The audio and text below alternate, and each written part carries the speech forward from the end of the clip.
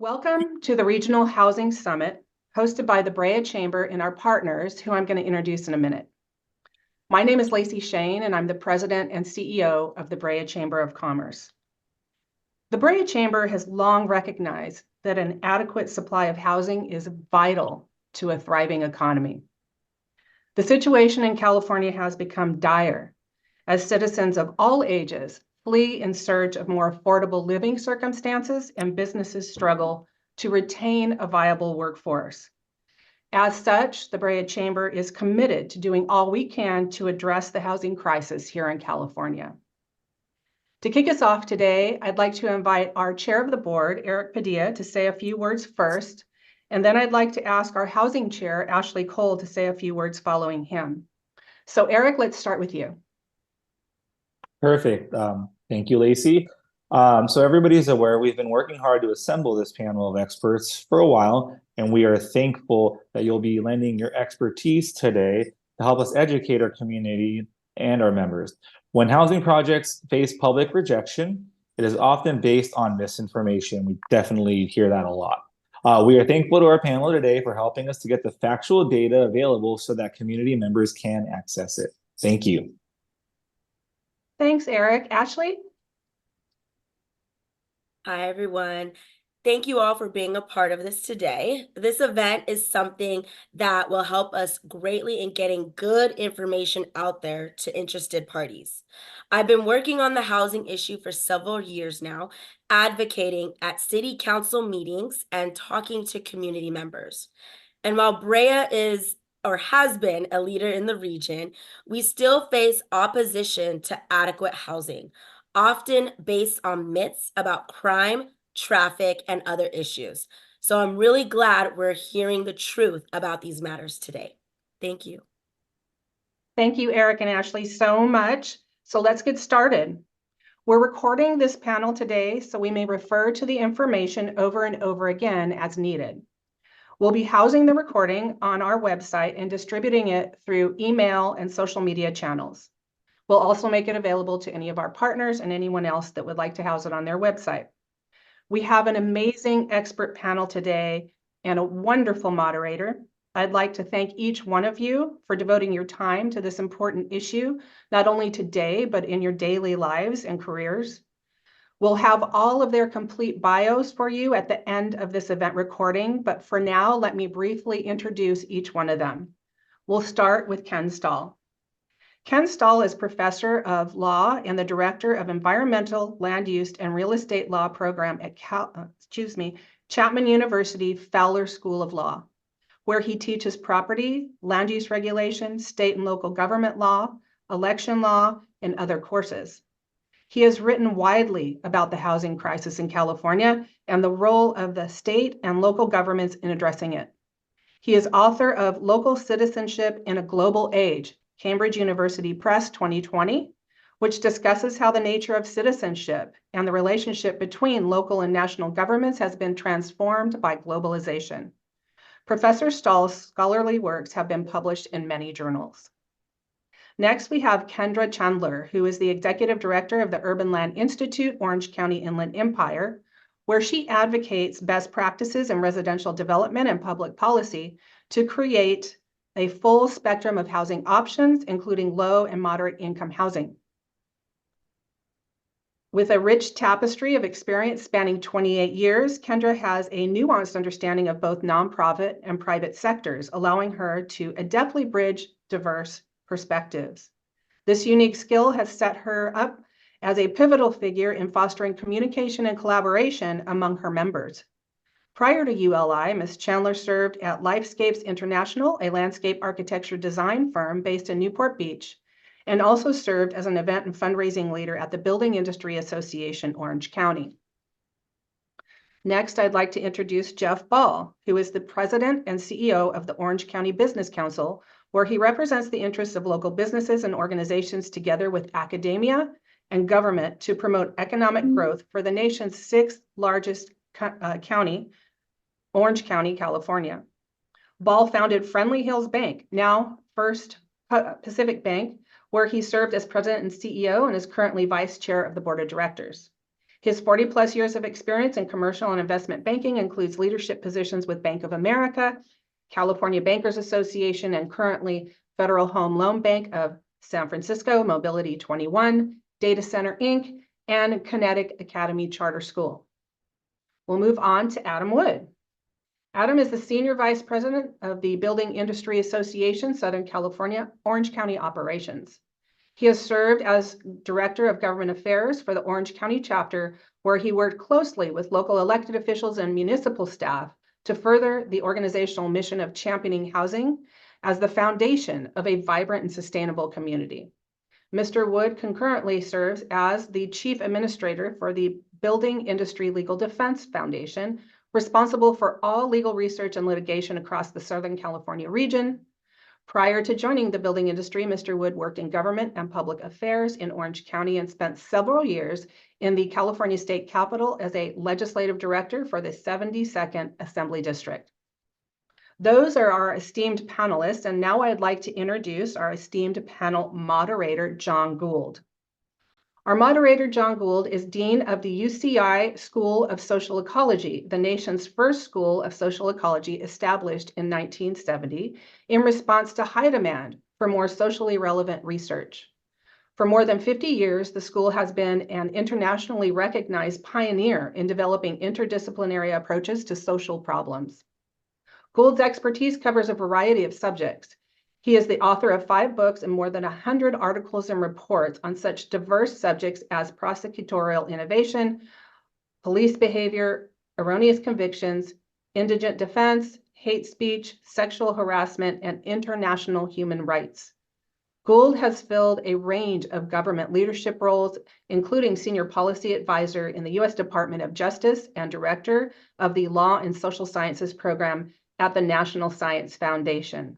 So thank you all for being here. Thank you for moderating, John. I'm going to now hand it over to you. Thanks, Lacy, and good morning. Thanks to all of you for joining this conversation on one of the most important questions that's facing Orange County, housing. So Jeff, let's start with you. When we think about housing needs, I suppose there's a way of looking at it as the best of times and the worst of times. If we're going to think about it in terms of the best of times, it's that the housing need is so intense because we have a growing workforce and a strong business climate. Now, I know that the Orange County Business Council measures this interconnection between the workforce and the business climate in its annual indicators report. Can you help us understand what some of the key findings were from that indicators report this year as it speaks to this relationship between housing needs and the local workforce? So thank you, John. Thank you, Lacy and Chamber leadership for this great opportunity talking on a very important subject. The focus of the Orange County Business Council is economic development for our region.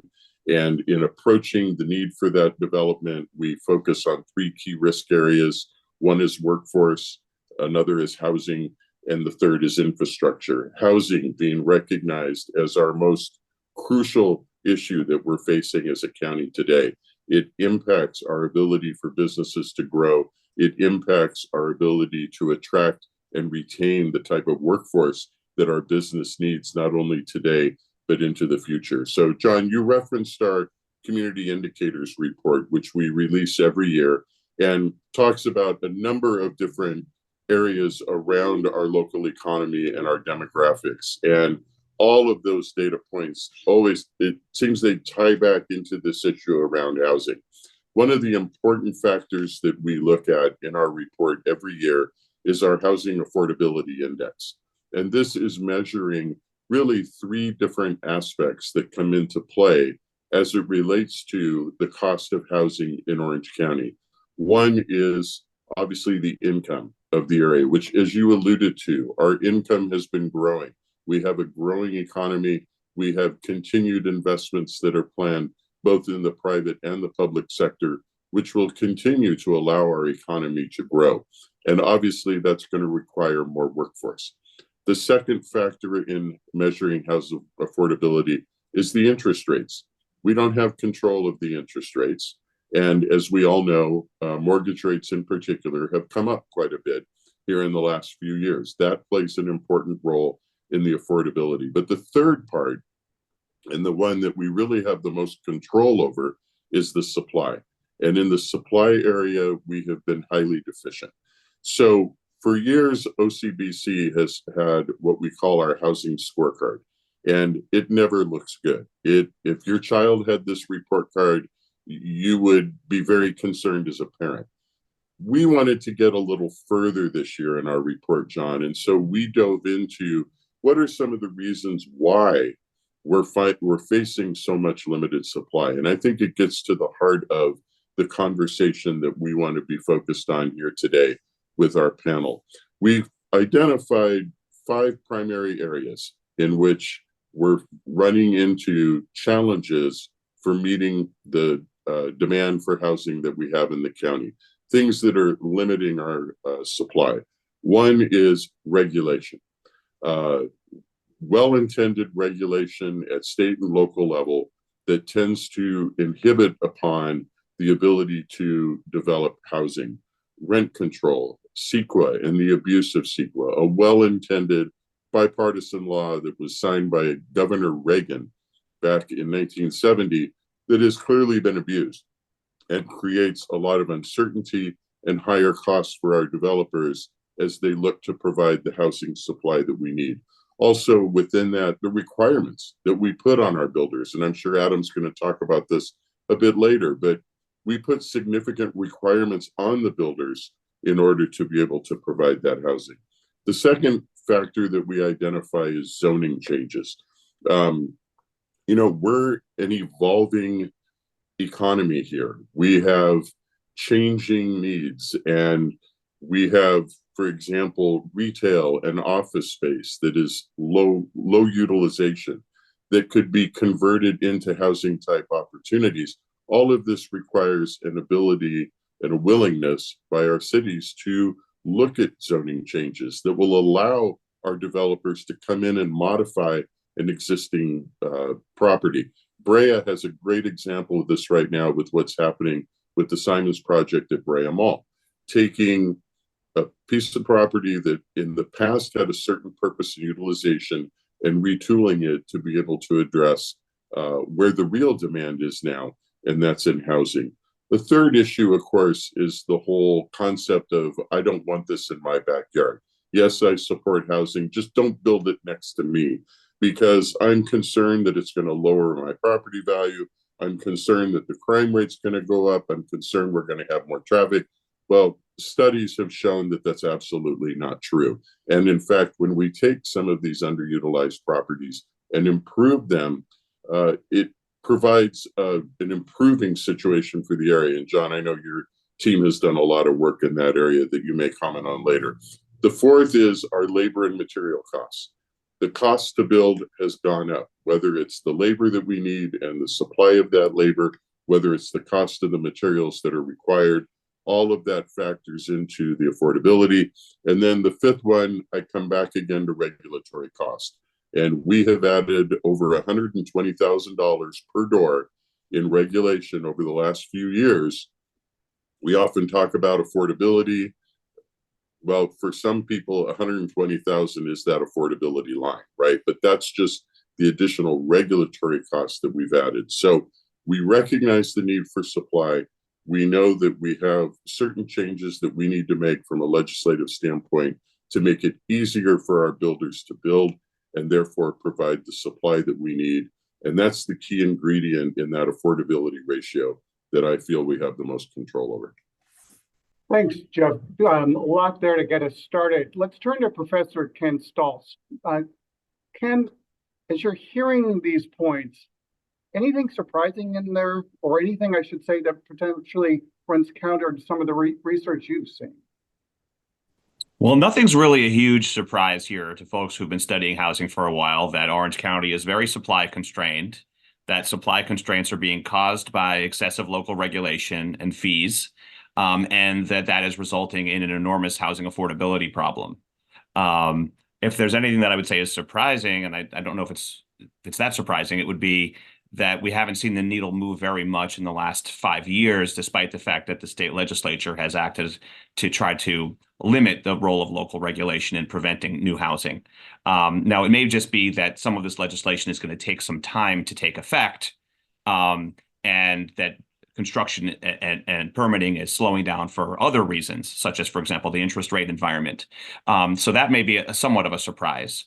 But otherwise, this isn't news that would come as a major shock to anyone who's familiar with this area. I think there are a few points that definitely stand out from the indicators report. The one that's really strikes me is only 12% of people in Orange County can afford the median priced home. The median priced home in Orange County is $300,000, and the median income is about $127,000. So the person making $127,000, the median income in Orange County, is still making $73,000 less than what you'd need to buy the median home in Orange County. So this just goes to show that it's real. This is a major challenge confronting the workforce and confronting employers looking to hire a talented pool of employees. It's really hard for people to find housing in Orange County, even if they're making really good incomes, because the cost of housing is so high. So that to me, that was the most striking finding. So, Ken, let's talk a little bit about your research. So I know that you look a lot at the questions of land use through the state and the nation, and you focus on this relationship between statewide objectives and local control. We also know that you're a genius because you went to the University of Michigan, as did I, Lou. We'll celebrate the national championship together later. But for the moment, let's go back to your research and talk a moment about I think the term we probably should use is this kind of tug of war between statewide objectives and local control. Is this unique here in Orange County? We talk a lot about Orange County exceptionalism, but is this a characteristic that's unique to the situation in Orange County, or do we see it elsewhere? How should we understand that? There's nothing really unique about our situation in terms of our relationship with Sacramento. There's one thing that's unique, but it's more of a footnote, which is Huntington Beach. Huntington Beach is really an outlier in the way that it's approaching its relationship with Sacramento. Most other cities are hostile to Sacramento in a much quieter way. Huntington Beach is much more vocal in their opposition to Sacramento's new housing legislation. So, we could talk. There's a lot to say about that whole dynamic, but just putting that aside, there's not a lot that distinguishes Orange County from other regions that are also chafing against Sacramento, what they see as intrusion into local control. On this question of uniqueness, though, it's interesting. Every local government and every county, where the county is a local government, but also a region, thinks it's unique, or at least claims it's unique as a way of trying to avoid state mandates. Because the rhetoric is one size fits all, state mandates won't work for us because we're unique. So that's often the rhetoric that's deployed, but in reality, nothing's really that unique. Cities across California are overwhelmingly dedicating the vast majority of their land to single-family housing, making any kind of multifamily housing extremely difficult to build, with the lengthy discretionary processes and very high fees. Uniformly, local governments are hostile to any intervention by the state to try to reduce those kinds of regulatory barriers. Uniformly, local governments are kind of plagued by this not in my backyard problem, where neighbors are concerned, oftentimes with misinformation about things like traffic and crime entering their neighborhood. So the dynamics of local politics of NIMBYism are pretty much the same everywhere. The claim that local governments often have that we're built out or we're rural and we shouldn't be subjected to these state mandates are usually untrue. So a lot of jurisdictions will say, we're the small suburban quaint town. We shouldn't have to deal with all this urban style development. Well, you can't claim to be a small little town when you've got a population of 100,000 people, a multi-million-dollar budget, and you're right in the middle of one of the most dynamic metropolitan regions in the country with access to all of the great amenities that an urban region gives you. There's a trade-off there. When you've chosen to live in an urbanized area, in a metropolitan area, you're going to have to share that area with other people. And so, again, I think the point is, I don't see anything that really makes Orange County unique in a way that would suggest it shouldn't be subjected to the state laws that everyone else has to abide by. And in fact, I see a lot of the problems that the state government is attempting to address apply very strongly in Orange County. And so state involvement is really necessary to help address our housing supply crisis. All right, well, thank you. So let's bring Adam Wood into the conversation. So Adam, your members are at the forefront of, let's just use the word tension between state government and local governments. What are your members telling you about the state of, or the need for housing here in Orange County, as well as the state, as well as at the state level? So what are they telling you about the need here? What are they telling you about the need at the state level through your CBIA colleagues? It's a uniform. We need more housing everywhere. Is the first, last, and only sentence in the housing world these days. I think we've talked about it a little bit. Supply and demand is wildly out of balance. And one of the things that we kind of talk about, it's a little cheeky, but we like to say that we don't really have a housing crisis in California. We have a housing policy crisis. And that has led to this massive supply-demand imbalance. And in Orange County, it's particularly acute. It's we've got every benefit in the world in Orange County. We've got Disneyland, we've got the best beaches in the world, everything. And there's every reason you would want to live here. And more importantly, everyone who grew up here will want to stay here. And as we're seeing folks, grow up like I did in Orange County, you get to about my age and you're ready to buy a house. And all of a sudden, we haven't been planning for that. We have not been preparing and creating the housing stock necessary to get these folks into homes. And so when, very bottom line, basic economics, when you have that many people competing for a very scarce good, the prices are going to skyrocket. And that's what we've seen over the last number of years. Median prices are well over $1 million. Ken mentioned some 12% of folks can afford to live here with the salaries. It's outrageous to the point we've gotten to. So we're always out there on the forefront looking for all the different ways that we can find those unique opportunities that still exist in Orange County to bring more housing in. Let's get that supply and demand back into balance, both locally and at the statewide level. We've got a lot of land in California. We've got a lot of opportunity to build and really get ourselves back to the place we need to be. But we're seeing it's, again, government policies at state and local levels that have restricted that growth over years and have brought us to where we are today. So what's being actually built? There was a column in the LA Times yesterday that was saying that the days of the stereotypical Orange County single-family ranch house surrounded by cinder block walls and a housing tract, that's gone, according to that column. So what are we actually seeing being built now? And I suppose most importantly, why are we seeing what's being built now? We've seen a definite pivot. I think you can still see some classic single-family homes being constructed down in Rancho Mission Viejo. There's still some opportunity in Irvine neighborhoods. But the vast majority of what we're seeing now is a pivot in Orange County to the infill opportunities. And so you're not looking at, large master plan communities being constructed. Now we're talking development on a, parcel by parcel basis. And that changes the dynamic of what you can achieve significantly. In the short term, we're seeing a pivot from the single family home style construction to it's the 3 stories. If you drive around, you see them a lot, the 3-story townhome type construction. People are looking for the same amount of square footage, but if you don't have the land to spread out, your only option is to go up.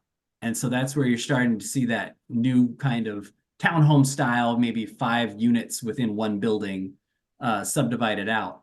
Because anything you do past that, it's very counterintuitive, but the more density you build into a building, the more expensive it becomes to create. And so there's a very difficult needle that has to be threaded where you find what is an affordable style of construction that can still get you to market at a price point that people have a chance of affording, that, you know, you're not breaking the bank with these, you know, large multifamily steel frame constructions that are just never going to pencil. So it's a fascinating time in development where we're sort of caught between a rock and a hard place. Absolutely. Let's bring our final panelist into the conversation, Kendra Chandler. Kendra, I think when I first moved to Orange County just a few years ago, you were one of the very first community leaders that I met, and you were so gracious in introducing me to the Urban Land Institute, which is really one of these unique organizations in the community because you work with developers, cities, retailers. It seems to me like you're working with everybody to bring best practices and insight into how housing and commercial space, retail, open space, all of it should work together. So I'm wondering, based on what Adam's just touched on, these new housing trends, what are some of the trends you're seeing in the Urban Land Institute in terms of broader land uses and community development? Thanks, John. So yeah, I think I agree with everything that my counterparts have said already. And ULI kind of focuses on many different asset classes. So I think cities and planners, honestly, right now are really focusing on resilient communities. Resiliency is a term that is being used a lot right now through the planning world, becoming more and more important in our communities as we look at the threats of water, fire, health and wellness. Cities along the coast, for example, are concerned with how they're going to deal with sea level rise and coastal erosion. We're already seeing that down in San Clemente with the erosion along the rail corridor there. Also, you're witnessing fire danger becoming a part of planning as we look to build along the edges of our communities and looking for ways to remediate for that. Cities and communities really need to be adapting and considering how they're going to create these spaces to take care of our neighbors by designing communities to encourage walkability, recreation, open space, that will build and boost wellness and connectivity with the residents in mind. I would say another one would be collaboration. So collaboration in public-private partnerships is more important than ever as cities look to try and house the people in their communities. As Jeff and Adam both mentioned, because the cost of land, labor, materials are at an all-time high, we need to really collaborate and try to create an environment where economies of scale can help us reach our goals in a financially feasible way. Another one would be mixed income housing. These options are especially important here in Orange County because we simply do not have enough housing for the middle class. Subsidized, deeply affordable housing has one model that incorporates state funding, county funding, and a financial model is available for market rate housing. But currently, it's very, very difficult to address this missing middle housing for our middle class, which is really what is vitally needed and extremely difficult to finance and to build here in our county. Planners need to be looking at kind of a wide variety of housing options. As Adam mentioned, you get density, but there's a certain limit to where you can, do that in a financially feasible way. The higher you go, the more expensive it becomes. And so we need not just low income housing and not just market rate housing, but a mix of housing. There is something that is a priority of ULI that we really focus on, which is to work with cities and developers to kind of try and rectify this gap in the market. Another way to meet the city's regional housing needs assessments are by adding accessory dwelling units to combat the lack of affordable housing. More cities are allowing those as an opportunity to build on a smaller footprint. And as an aside, ULI recently did a technical advisory panel for the Orange County Council of Governments, and it was specifically for this reason to help cities look at the redevelopment of underutilized retail, commercial, and even church property for use as infill opportunities to build housing, because there's just not enough greenfield, as we've mentioned, left here in Orange County. So we need to look at other opportunities. So speaking of that reuse, the big one, the big mixed use project that everyone's talking about in Brea is the redevelopment of the Brea Mall, which is my understanding is if it successfully concludes, it's going to have retail housing, rental housing, new retail, fitness center, public gathering space, all of this. My understanding is this isn't isolated, that Brea is not kind of the only example of this. But I'm wondering if you can help us understand what are some of the other examples of this, of reuse, mixed use, whether here in Orange County, or is there anything outside the county that you're hearing about that really breaks the mold or jumps out at you, things that people who are participating today might want to or ought to know about? Sure. So yes, Brea is doing a great job at re-envisioning the way that they are looking at that land, but all communities in Orange County need to be re-envisioning this outlook on our land, what our needs are, and how we interact within our community. All of this needs to be adapted and shifted to what the way we are currently living and how we are currently using our space within our communities. There's a couple examples. One is Related Bristol. It's a project in Santa Ana, which is across from South Coast Plaza. It's a 40+ acre community that will include housing, office, hospitality, retail, and open space over 2 city blocks in the city of Santa Ana. There's also a project called the OC Vibe, which is happening just south of Brea in the city of Anaheim, where they are redeveloping the land that is adjacent to the Honda Center, Angel Stadium, the Freeway, and Arctic. And this will align with the needs of this community to incorporate this open space, welcoming the community in for uses other than just entertainment. They will have office, they will have hospitality there, and they will have the entertainment and retail options at that location, which is really exciting for this community. And similarly to Brea Mall, there's other malls that are going through this same redevelopment. We've got the Laguna Hills Mall, the Westminster Mall, the Village at Orange are all looking to redevelop their empty big box retail stores and their sea of empty parking into vibrant infill developments that can provide multiple uses for the surrounding communities there. Santa Ana Main Place Mall is already underway with their development. Their envisioned retail will be redesigned to increase the number of people interacting, decreasing retail, but creating an experiential shopping and dining opportunity there along with entertainment. And already multi-housing has been built in the parking adjacent to that new project.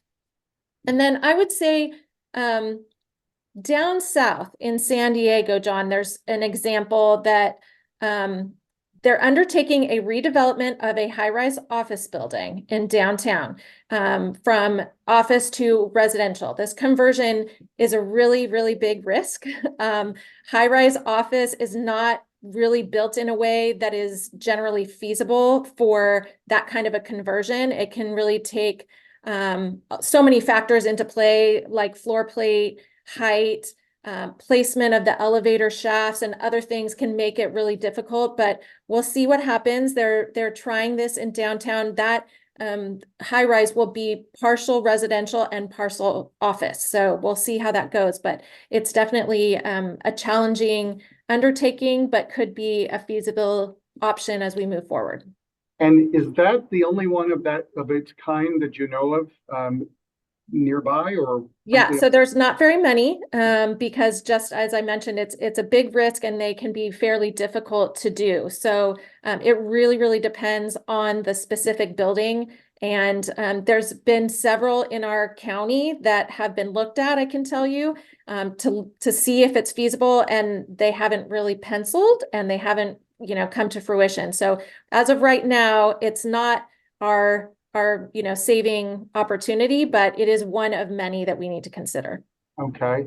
So it still sounds like mixed use is one of the is a priority moving forward. So Jeff, what's the commercial sector think about mixed use housing developments? I wonder especially, we're well into the online shopping era, and I guess that era shows no signs of stopping.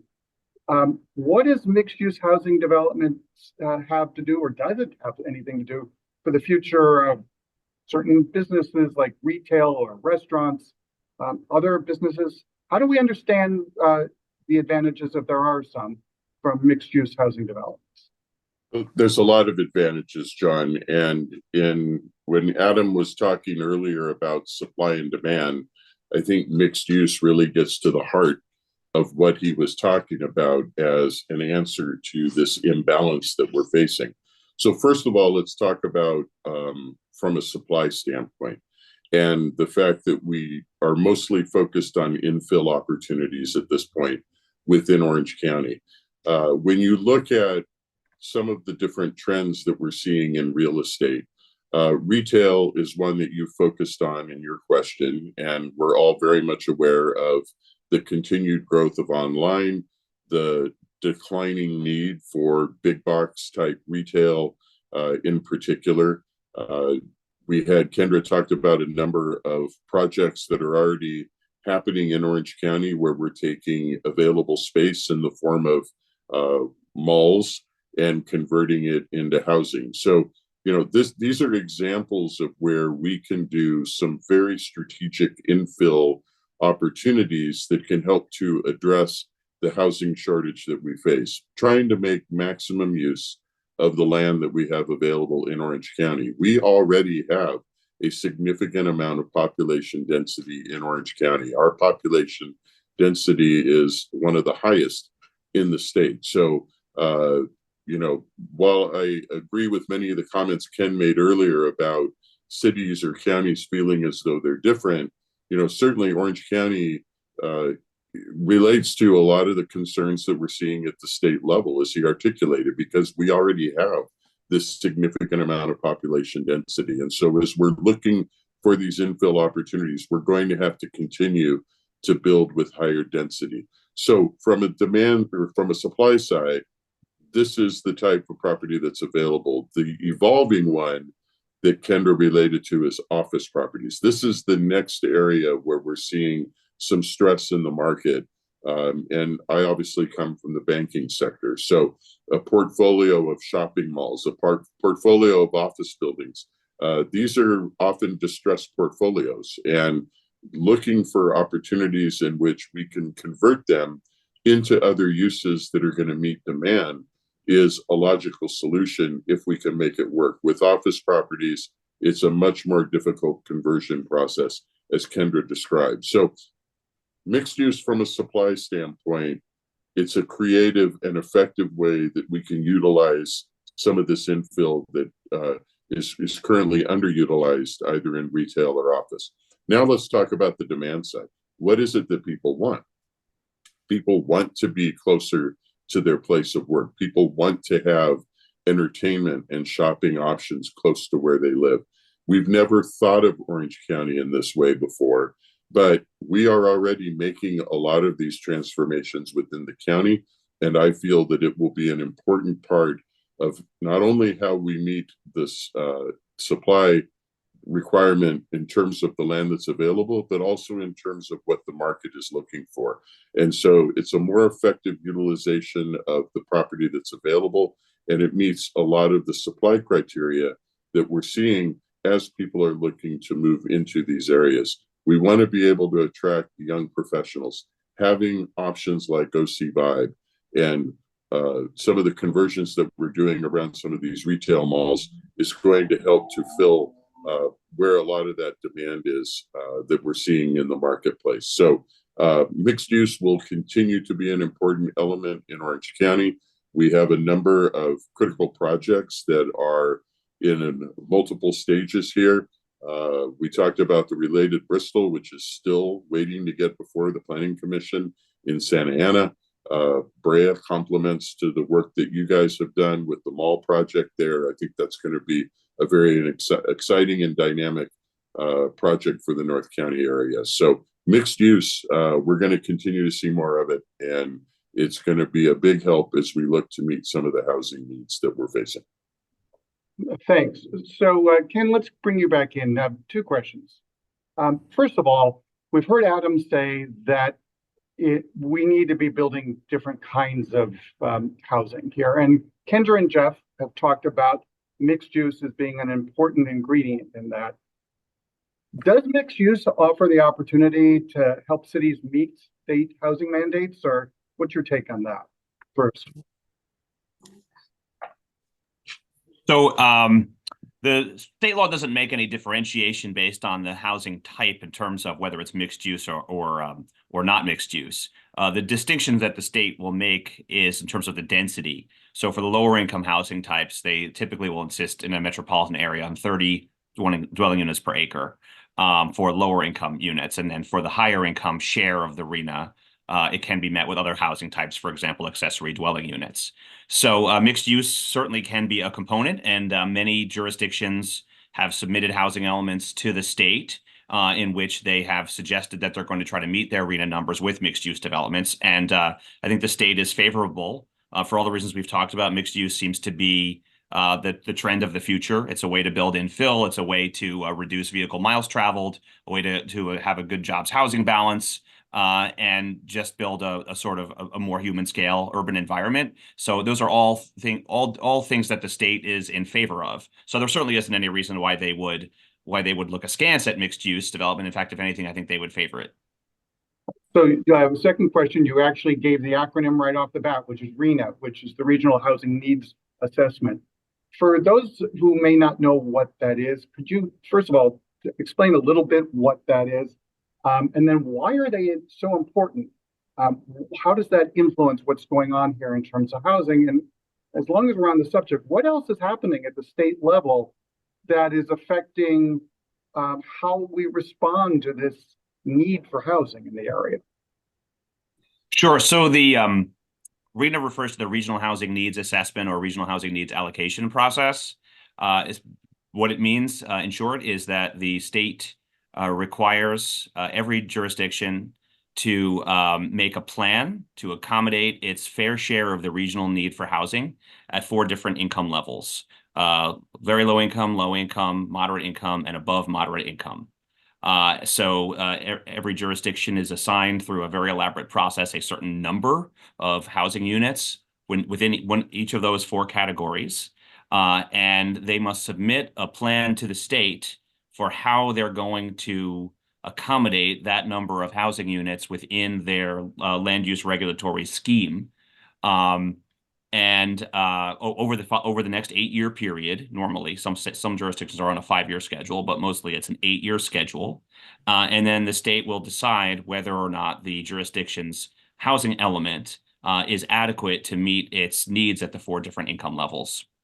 So that's the basics of the process, although it's a lot more complicated than that.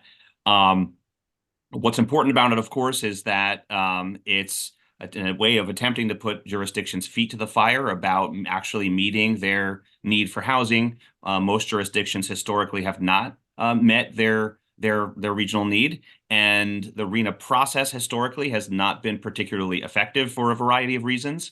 What's happened in the last 5 years, as the state has gotten more serious about addressing the housing crisis, is that the RHNA process has been beefed up in a number of ways.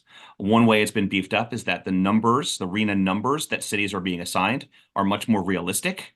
So it used to be in the last cycle, I think, like, for example, Newport Beach and Costa Mesa were assigned 2 units of housing for the entire 8-year cycle. This cycle, they were each assigned thousands of units, which much more realistically reflects the demand for the next 8 years. But the other way, and the way that is much more impactful right now for jurisdictions, is the state has also beefed up the consequences for noncompliance with the state housing law. In particular, and this is what's kind of sweeping the news in the land use law area right now, is what's known as the builder's remedy law, a statute that provides that in the event a jurisdiction does not have a compliant housing element or a substantially compliant housing element which means they have not adequately planned for their share of the regional housing needs in those 4 categories.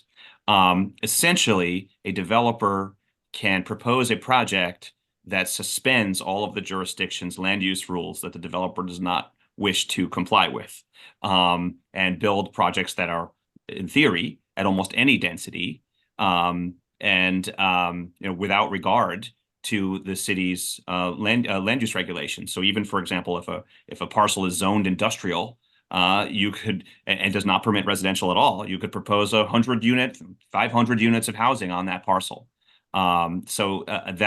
That's one of the major issues that cities are dealing with. In addition to builder's remedy, the courts are also being more serious about the builder's remedy. We saw, for example, the city of Beverly Hills lose its land use permitting authority because it did not have a compliant housing element. And a court told the city that they could not even approve, kitchen remodels for existing homeowners in Beverly Hills, which, when you think about it, is a really, really interesting and radical solution, because it's actually hitting the constituents, the folks who are typically behind the sort of NIMBY impulse. Rather, it's one thing if the city gets hit with a financial penalty that often residents, that's kind of inscrutable to your average resident. But when the person who's opposing housing in their backyard is then told, you can't remodel your kitchen now because you refuse to allow housing in your backyard, then you have to sort of recalculate your thoughts about whether you're going to allow housing in your backyard. So that's when we talk about carrots and sticks, that's the ultimate stick right there. Is there anything that you can think of that's the kind of on the carrot end of the scale that's coming at the state level that may tip or may assist in the building of more needed housing? Well, the state is offering funding. There's what's called a pro housing designation. Cities that have receive this designation because they're doing particularly well with their housing elements and meeting their RHNA numbers can qualify for certain grants. So there's opportunity for some additional state funds. But other than that, there's not that I can think of off the top, not a ton of carrots. I don't think that's entirely the state's fault, because, of course, with the state initiative process, we have buckets of money that are tied up in different things. And so there's limits to the state's ability to tie funding to particular land use decisions. But to the extent that they have that ability to hand out carrots, there are some buckets of money available for cities that are doing a particularly good job. Well, that's helpful. Thanks. So one of the things we experience down here in the central part of the county in Irvine is the very question that many of you have been talking about here at the University of California, Irvine. We are opening a new hospital this year, and it's going to continue to grow. And we need to hire new doctors and new nurses. And there's the question of, where are they going to live? And one of the things that I hear anecdotally is that more and more of the people that we're thinking of recruiting are going to have to drive in from other counties.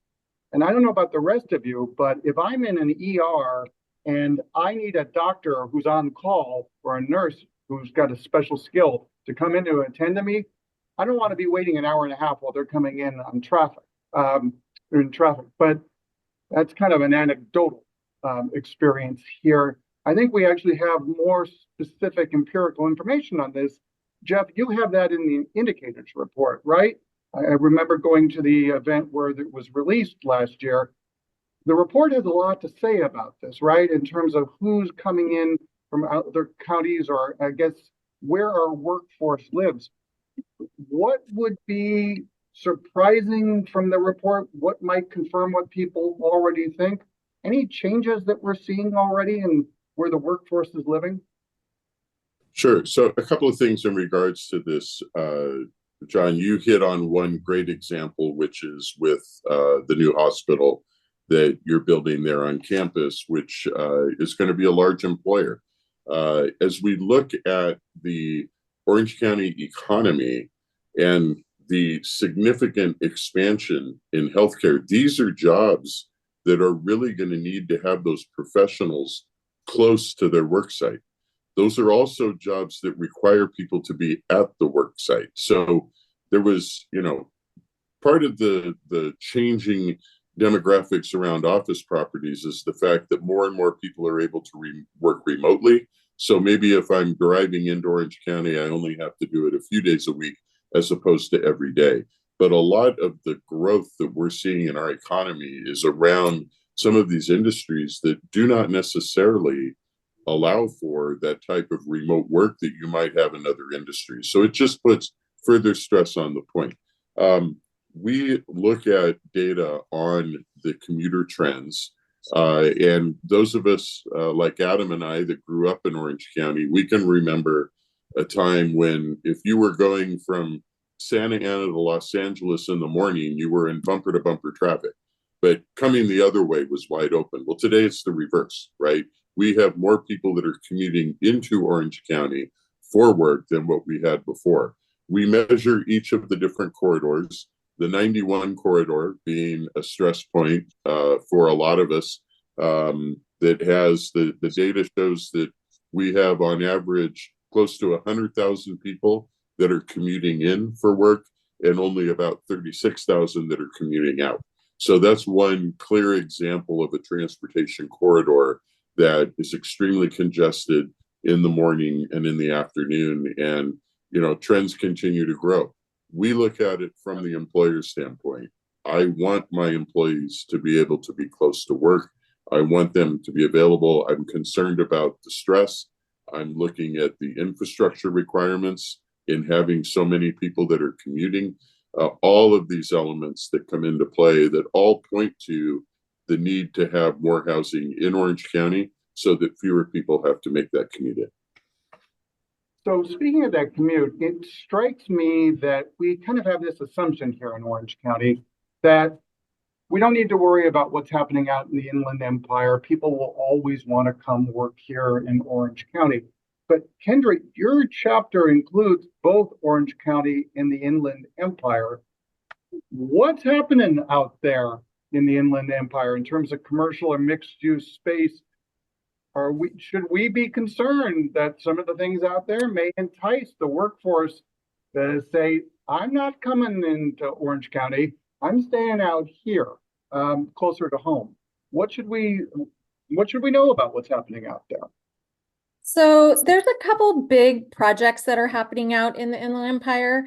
For example, the Bright Line is a privately funded high-speed rail project.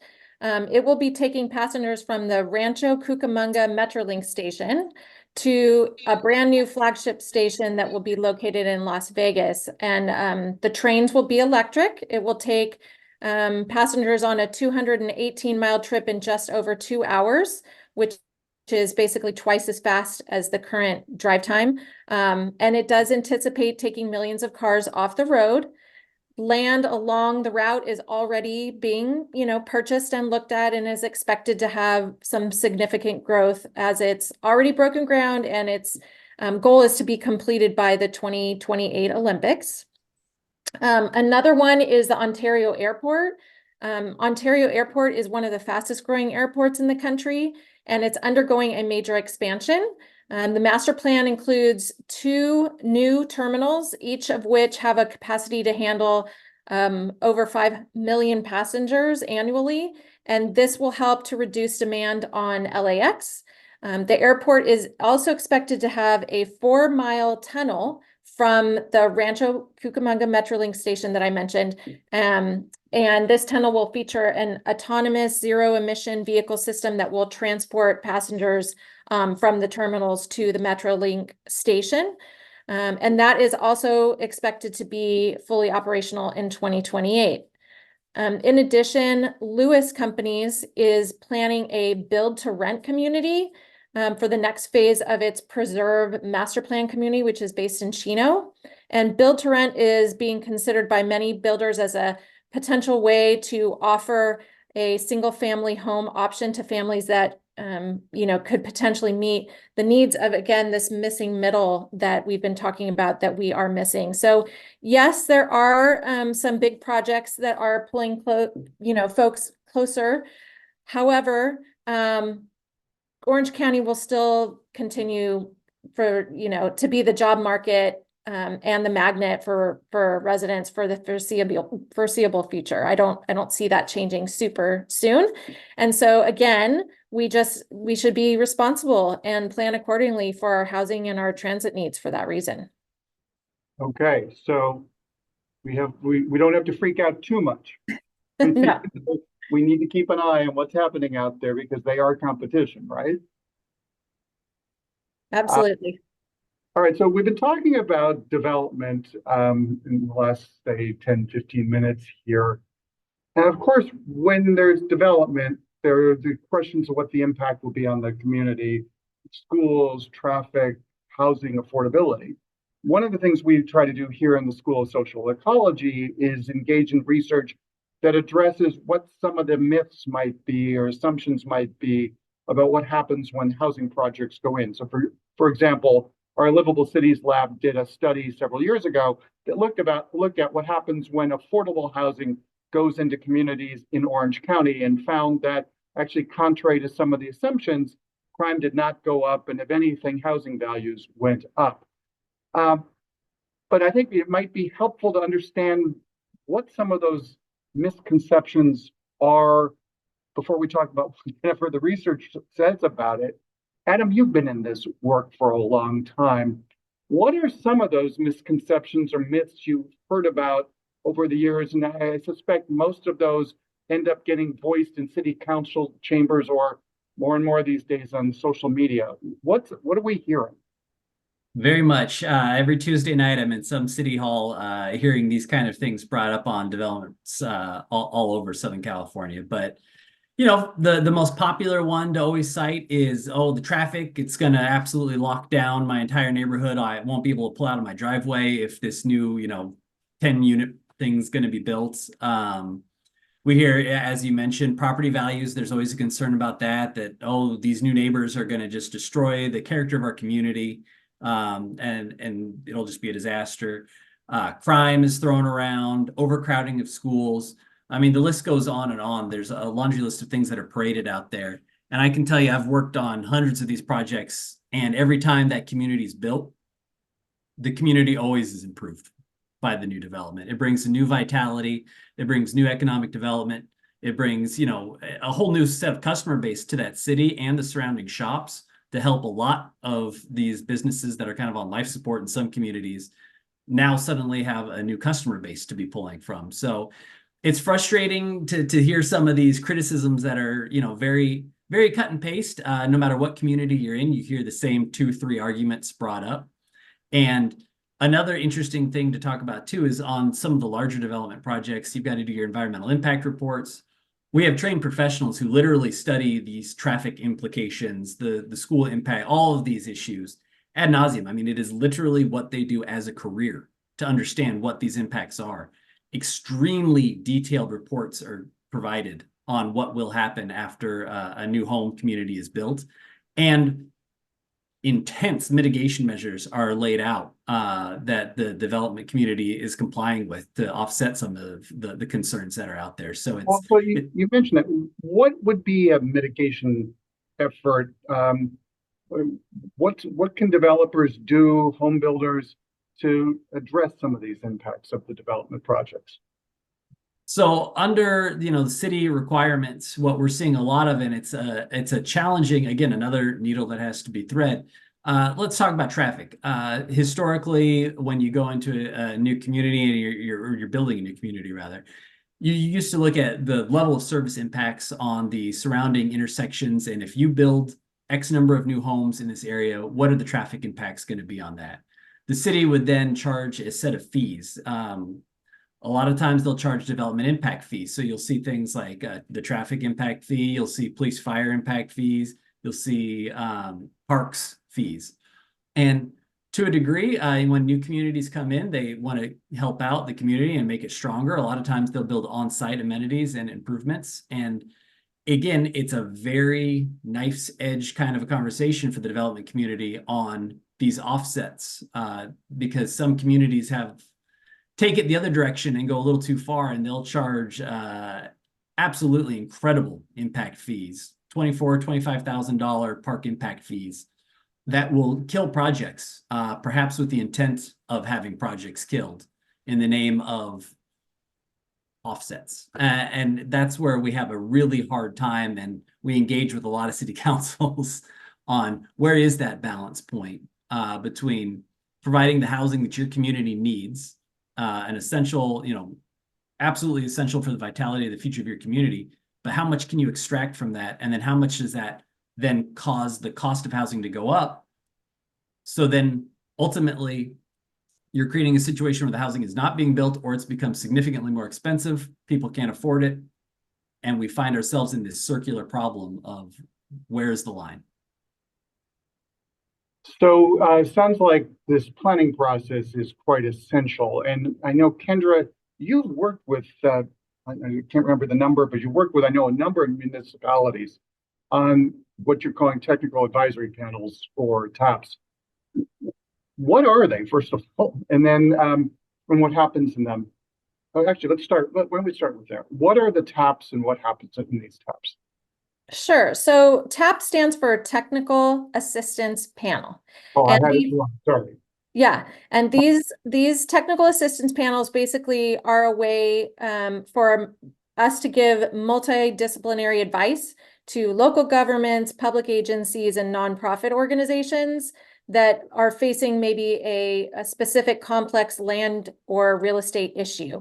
That's not what cities do. That's what not what nonprofits do. So when they encounter something, they kind of come to us to look for kind of some expert advice. And drawing from our seasoned professional membership base, we have almost 1,000 members here in the Orange County Inland Empire region.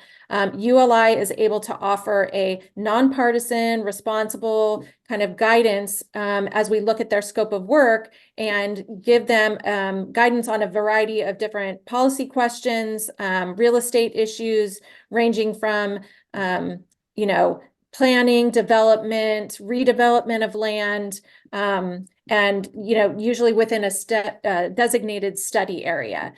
For example, we recently did a TAP, again, Technical Assistance Panel for the City of Anaheim back in 2019, with an eye on revitalizing a portion of the Santa Ana River corridor. The City of Santa Ana asked us to identify opportunities and constraints of a potential river walk project that they wanted to do along the stretch of the river where they had a lot of the homeless encampments that were kind of backing, again, this new potential project of the OC vibe. And at that time, it was not exactly sure what was going to be happening, that it was still in development, but the TAP was assigned to kind of take stakeholders, interview them, examine the viability of what was possible of this potentially really great public realm that could catalyze economic development for the city of Anaheim.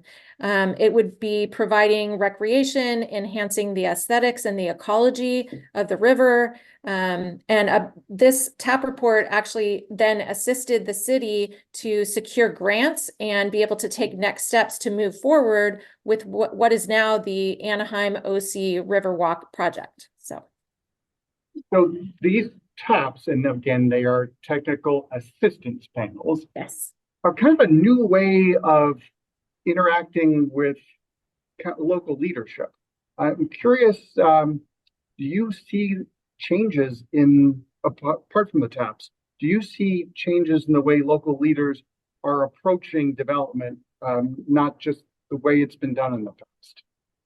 Yes, I think, again, going back to kind of my earlier comments, was collaboration is key. I think that, bringing everybody together, that's what I love about ULI is we're a convener. We bring people together at the table to discuss what are the roles that all of us play in this, and how can we each work together to kind of achieve this final goal, which is to create these vibrant communities within our region. And I think that because of all of the constraints, both for the cities, but also for the development community, everybody is really trying to come together. I'm also an Orange County native. I've lived here, grew up here, and I want to see, my city, even though it's changing, even though it's different than when it was in the 70s when I grew up, it's still a place that I want to be. And I want to make sure that my neighbors and all the other people have the opportunity to enjoy it as much as I did. And so I think that collaborative piece is really important. And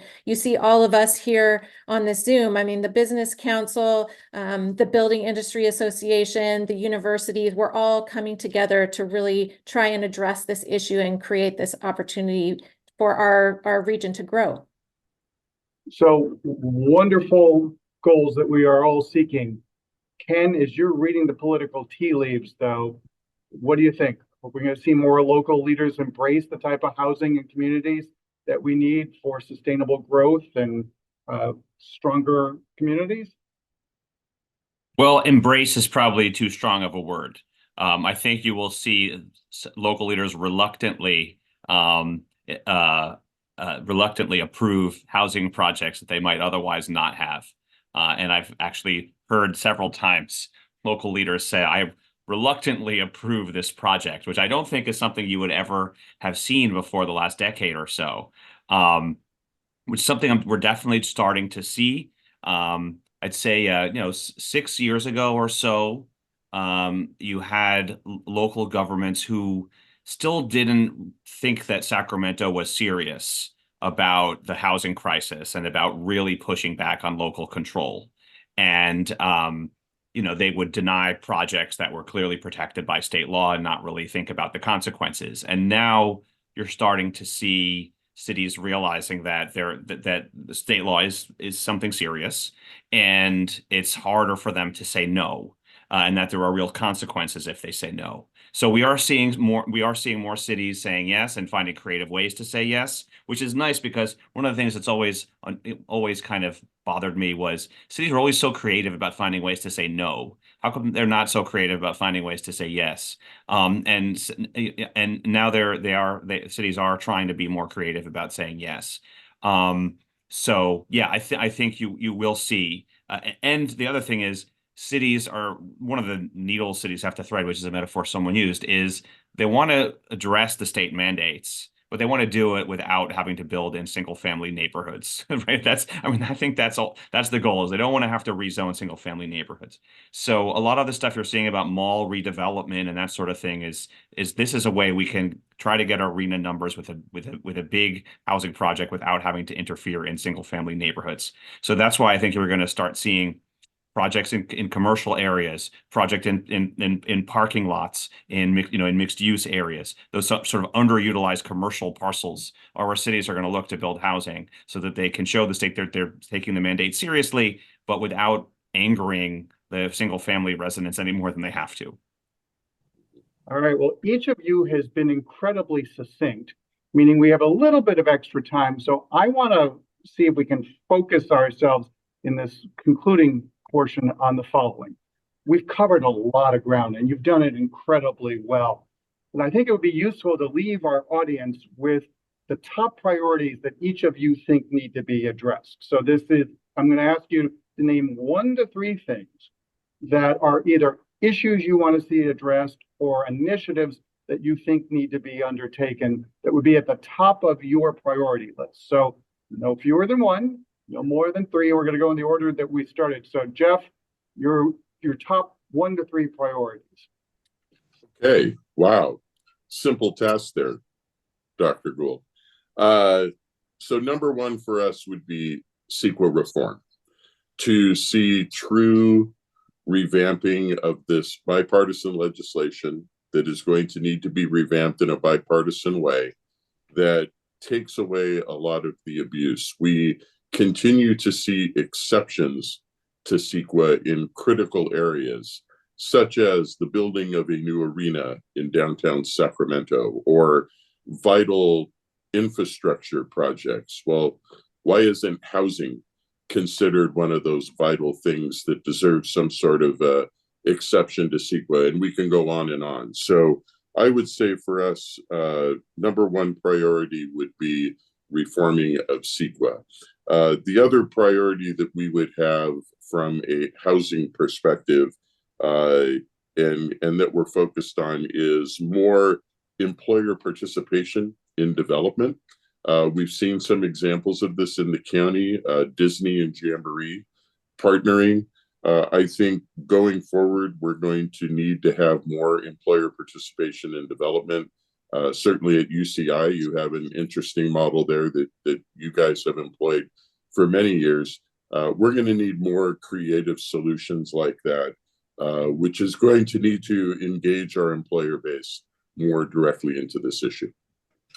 All right, so CEQA reform and exceptions and employer participation.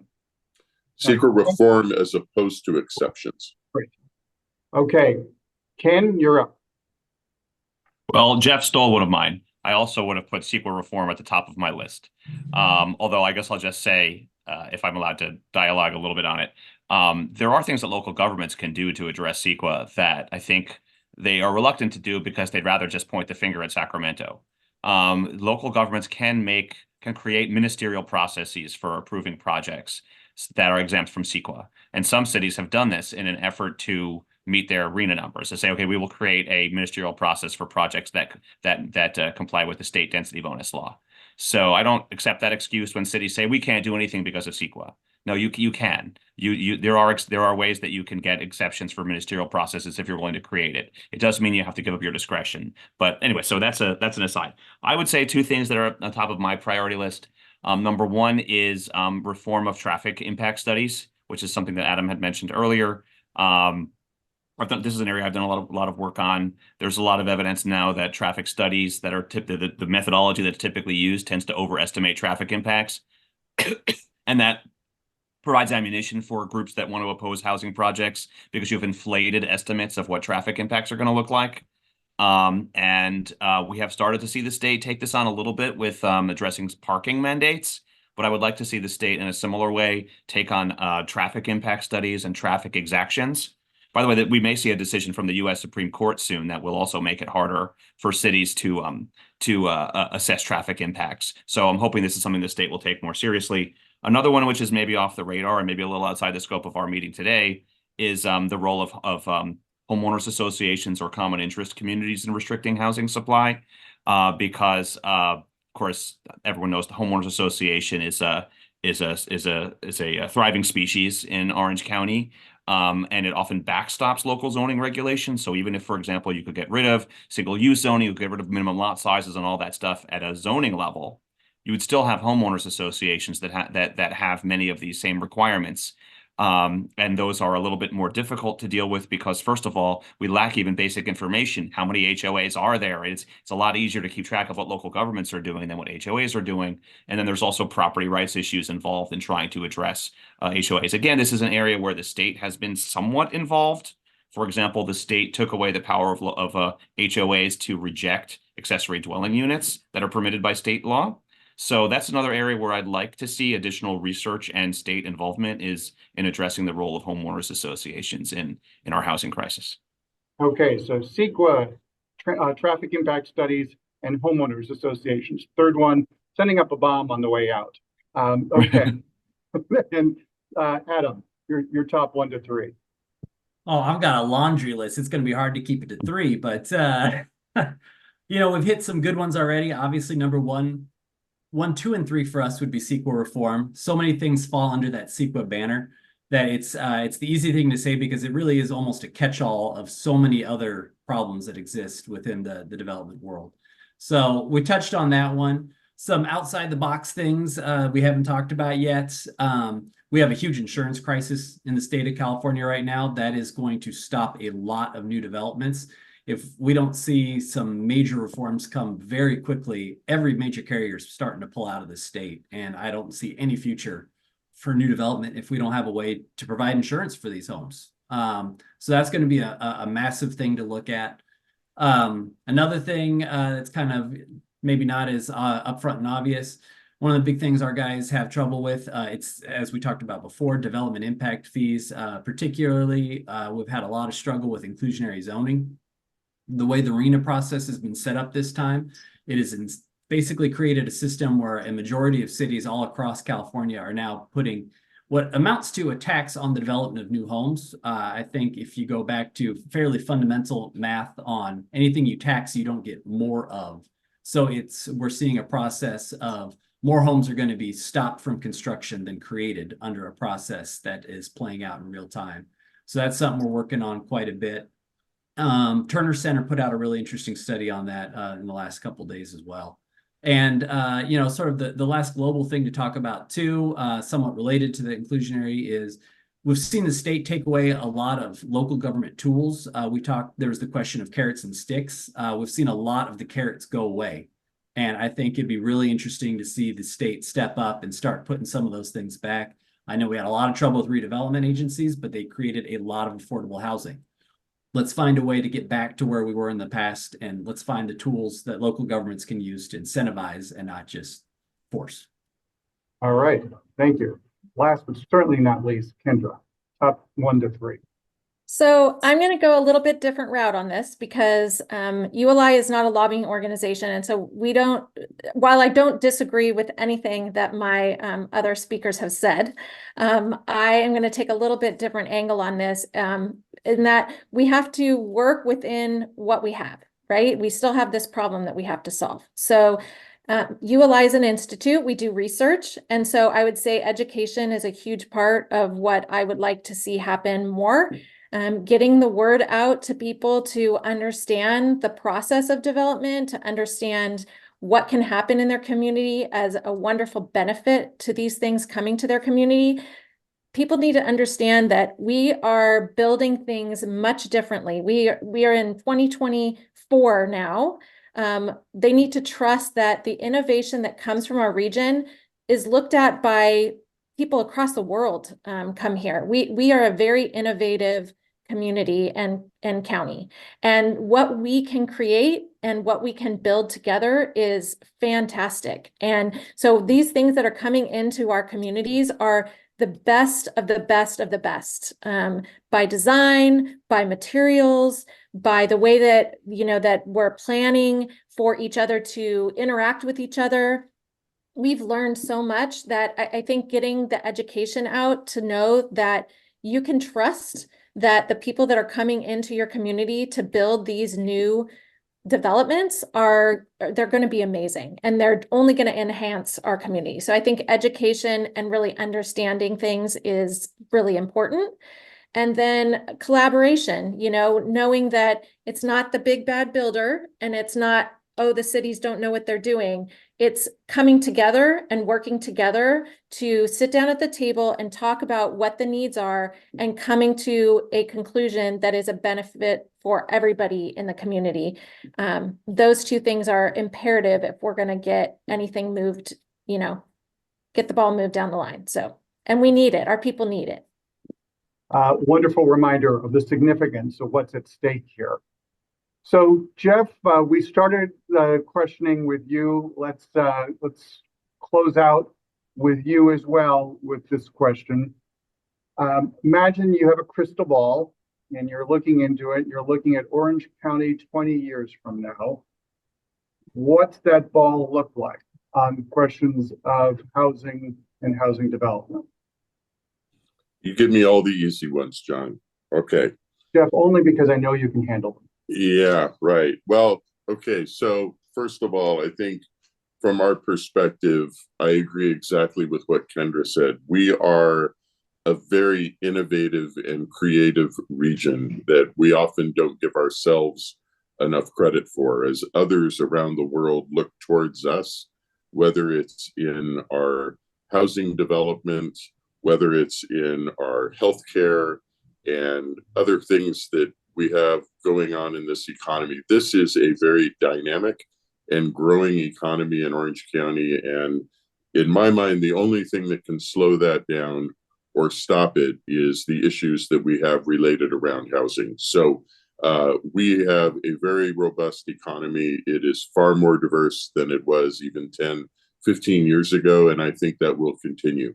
Much of the growth that we're seeing in our economy is in industries that do not go through the same cycles that we've been through before. We had previously heavy influence of hospitality and tourism.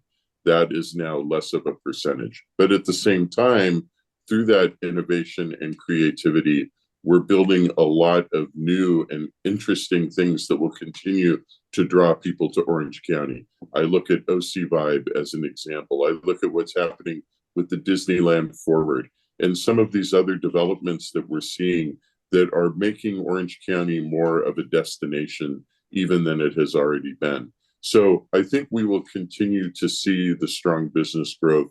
We will continue to see the demand for employment. I think it will be a region that will provide great employment opportunities. As I always say, where are they going to live, right? And that will be an issue. So related to housing, I think we will continue to improve in our zoning. I think the economics of the situation will force that. We will see more mixed use. We will see more ample utilization of some of our different infill opportunities, such as the shopping malls, such as the office buildings, as the economy transitions. I think we will also see more of the public-private partnerships that Kendra was talking about before. I'm very inspired by some of the things we're seeing on the affordable space. I used Jamboree earlier as an example. There are 3 or 4 projects that they have here that show great promise for looking at housing from a variety of different scopes, not just the roof over somebody's head, but part of that community in which they live, where they're getting their entertainment, where they're finding their retail needs, and sometimes where they're getting their medical needs. All of that being incorporated, and Jamboree has some great examples. By the way, Jamboree now has many projects that are outside of Orange County that are happening throughout the state. So these are the things that I look to. I think there's going to be a very strong economic future for Orange County. Again, housing is our #1 crisis. I think we've all been very consistent in our concerns and our thoughts and our ideas, John. I think the question is how we can bring this into application, and being able to have housing forums like what the Brea Chamber is doing here today is so helpful, so that more of our community can be educated and understand the issues that we're dealing with, but even more importantly, identify where there are opportunities to address it. So as I often like to say, let the builders build. They know what we need, and we clear the path for them, and they will be able to build it, and we will continue to thrive as a region. Thank you. I knew you could bring it home, Jeff. So I want to take a moment to thank our 4 panelists for their really important contributions. This has been an enlightening conversation on an incredibly important topic. As some of you may know, the University of California, Irvine recently restarted the UCI OC poll. This past fall, we were in the field, and the #1 issue, or I should say one of the top 2 issues that residents mentioned across the board, top to the bottom in the county, was the challenge of affordable housing.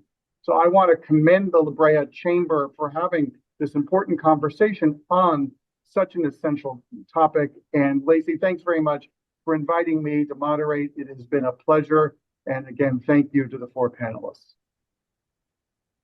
John, thank you so much. Fabulous job. This is an issue that I've been involved in for many years, and from every single one of you, I learned something today. You're all obviously on the cutting edge of this issue where it's relevant to your daily work. So this wraps up our regional housing forum today. I'd like to thank all of you, our panelists, Ken, Jeff, Kendra, Adam, and of course, John, for sharing your wisdom and expertise today. There's so many people that will benefit from these facts and research and perspectives that you've shared.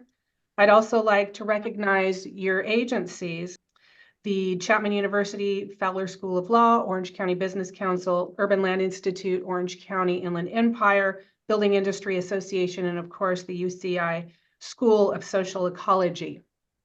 For those of you that are watching this recording, thank you for your time and attention to this important matter. If you have further questions or would like to be connected with any one of our experts, please feel free to reach out to me directly, lacy@breachamber.com. That's lacy@breachamber.com. You can also give us a call, phone number on our website, and I'll be glad to get you an answer to your question or connect you with one of the experts today. We will also have some of the research mentioned attached to this recording, including the Community Indicators Report, the Housing Report Card, and the UCI Livable Cities Lab Study. This concludes the program. Thank you so much. Be safe out there and have a great day.